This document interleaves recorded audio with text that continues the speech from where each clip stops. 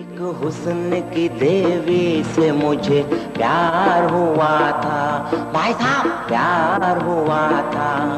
मैं उसके ही चक्कर में गिरफ्तार हुआ था। पाकिस्तान में जो भी फनकार कसम पुर्सी की हालत में इस दुनिया से जाता है तो सब उसके बारे में यही कहते हैं कि उसने अपनी जिंदगी में इतना भी नहीं कमाया कि वो आखिरी वक्त में उसके काम आता। फनकारों के बारे में आम तौर पर यह तासुर कायम किया जाता है कि वो अयाश परस्त होते हैं। वो अपने अरूज पर दौलत को पानी की तरह बहाते हैं और जब उन पर मुश्किल वक्त आता है तो वो हुकूमत के आगे हाथ फैलाते हैं। हाल ही में 50-50 से मकबूल होने वाले अदाकार माजिद जहांगीर का इंतकाल हुआ। वो किस तरह सड़कों पर इमदाद के लिए बैनर्स उठाए नजर आए वो हम सब ने देखा। क्या माजिद जहांगीर हकीकत में इतने गरीब थे कि अपना इलाज करवाने की सकत भी नहीं रखते थे? उन्होंने अपनी जिंदगी किस तरह ठाठ बाट से गुजारी, मरने के बाद उन्होंने कितनी मालियत के असास से छोड़े, ये सब हम बताएंगे आज की इस वीडियो में। बड़े फ्रेश लग रहे हो, का वोट डाल दिए का? अरे तो कहा ना डाल दो भाई, अरे वोट तो हमारा कौमी फरीजा है, तो वोट डालने के लिए तो हम गए थे। अच्छा, तो किसको वोट डाल दिया तुमने? अरे भाई देखो लोग कितना सारा शौक। तुम इनको वोट नहीं देते फिर किसको वोट दे दिया तुमने? माजिद जहांगीर का शुमार इंडस्ट्री के उन फनकारों में होता था जिन्होंने महज एक प्रोजेक्ट से मुलगीर शोहरत हासिल की और फिर मुड़ कर न देखा। 50-50 से शोहरत की बुलंदियों को छूने वाले माजिद जहांगीर ने ड्रामों के साथ साथ स्टेज और फिर फिल्मों में भी काम किया और एक शानदार करियर बनाया। वो भले ही गरीब पैदा हुए लेकिन इंडस्ट्री में शानदार काम के बायस उन्होंने शोहरत और दौलत खूब कमाई थी और उनका मयार जिंदगी बुलंद हो गया था। इस बात का अंदाजा यहाँ से लगाया जा सकता है कि उनका कराची में अपना घर था जहाँ वो एक तवील अरसे तक मुकीम रहे। ये घर उन्होंने अदाकारी से हासिल होने वाली रकम से बनाया था। ये घर ज्यादा बड़ा तो नहीं है लेकिन फिर भी कराची जैसे शहर में अपनी छत बनाना हर फनकार के बस का रोग नहीं था। हम बहुत से ऐसे नामों को जानते हैं जिन्होंने दिहाइयों तक स्क्रीन पर काम किया, लोगों को हंसाया, लेकिन उनका जनाजा किराए के घरों से उठा तो माजिद जहांगीर ने अपने अच्छे वक्तों में ये घर लिया था जो आज भी उनकी मिल्कियत है। ताहम इस घर को ताले लगे हैं, कोई भी उस घर में नहीं रहता। माजिद जहांगीर ने काफी साल पहले इस घर को ताले लगा दिए थे। वो अपने दोस्त के साथ उसके फ्लैट में रहने लगे थे। उसकी मुबैना तौर पर यह वजह बताई जाती है कि जब उन पर मुश्किल वक्त आया तो फिर उन्होंने खुद को मजलूम जाहिर करने और इमदाद वसूल करने के लिए इस तरह के हालात बनाए ताकि उन्हें हुकूमती इमदाद मुयस्सर हो सके। इसीलिए उन्होंने खुद को बेघर भी साबित करने की कोशिश की कि माजिद जहांगीर की अपनी औलाद के साथ कभी नहीं बनी। उनके 2 बेटे और बेटियां थीं लेकिन उन्होंने कभी इस बात का जिक्र नहीं किया। वो हमेशा अपनी बीवी के साथ स्क्रीन पर इमदाद की अपील करते दिखाई दिए। उन्होंने हमेशा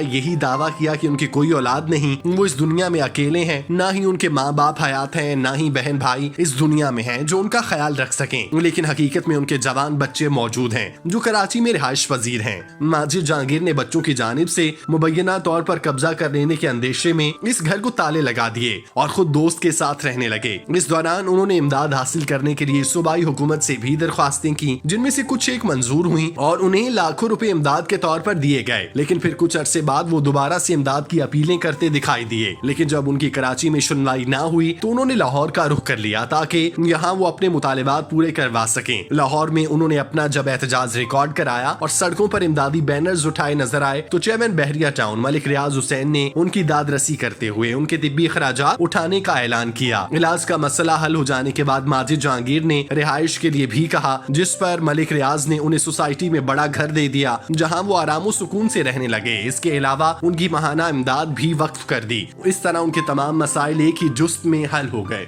आधे बुढ़िया मैंने दवाई भरा, हकीम साहब ने दवाई बनाकर दे दी। तरकीब इस्तेमाल हुई कि एक बांस का टुकड़ा लीजिएगा और बांस का एक सिरा भैंस के मुंह पे लगाइएगा और दूसरे सिरे से पूरी ताकत से फूंक मारिएगा। कहने लगे चुप करो बुढ़िया, हमको ये तो बतलाया नहीं, पहली फूंक मैं मारूंगा या पांस।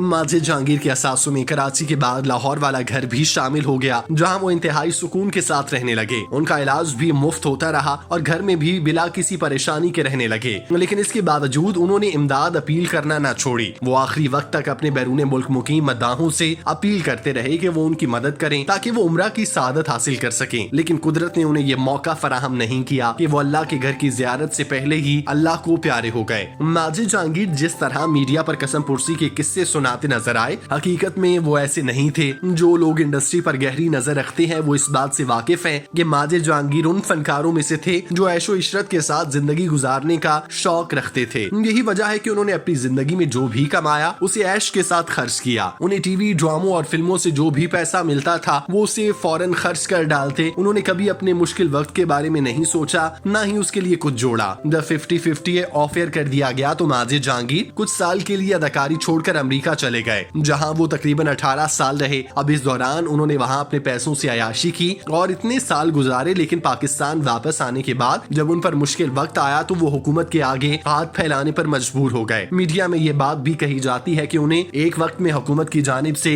20 लाख रुपए तक की इमदाद भी वसूल हुई, लेकिन उन्होंने इन पैसों को अपने इलाज पर खर्च करने की बजाय फजूल खर्ची पर सर्फ कर दिया। जब पैसे खत्म हो गए तो उन्होंने दोबारा से पैसों का मुतालिबा शुरू किया। जो लोग उनके माजी से आगाह नहीं, उन सब लोगों ने सोशल मीडिया पर हुकूमत और फनकार बरादरी को तनकीद का निशाना बनाया कि उन्होंने इतने बड़े फनकार को मरने के लिए अकेला छोड़ दिया। किसी ने उनकी मदद करना गवारा नहीं किया। वो ये जानते हैं कि माजिद जहांगीर वो फनकार थे जिनका अंदाज़े जिंदगी शाहाना था। उन्होंने अपने उरूज पर वो सब कुछ किया जो एक अमीर फनकार करता है। उस वक्त उनके पास बेदरहेक पैसा था जिसकी उन्होंने जमा करने की बजाय खर्च करना मुनासिब समझा। उन्हें ये लगता था शायद वो इस तरह से कमाते और खाते रहेंगे, लेकिन उन्हें ये मालूम नहीं था कि बुरा वक्त बताकर नहीं आता। इस मामले में माजिद जहांगीर साथी फनकारों की मिसाल सामने रख लेते कि किस तरह नामवर कॉमेडियन लाखों कमाने के बावजूद आखिरी वक्त में कसम पुरसी की हालत में दुनिया से गए। उनके घर वालों के पास तजीज़ो तकफीन के पैसे भी नहीं थे। अगर माजिद जहांगीर अच्छे वक्तों में अपने पैसों को कहीं इन्वेस्ट कर लेते या फिर उन्हें जमा कर लेते तो शायद उनकी जिंदगी के आखिरी साल अच्छे से गुजर जाते, लेकिन बदकिस्मती से वो ऐसा ना कर पाए। फिर वो सब हमने देखा कि किस तरह माजिद जहांगीर सड़कों पर आवाम से इमदाद मांगते नजर आए और फिर जिन हालात में उनका इंतकाल हुआ वो हम सब के सामने है और हमारे लिए बाइसे इबरत है।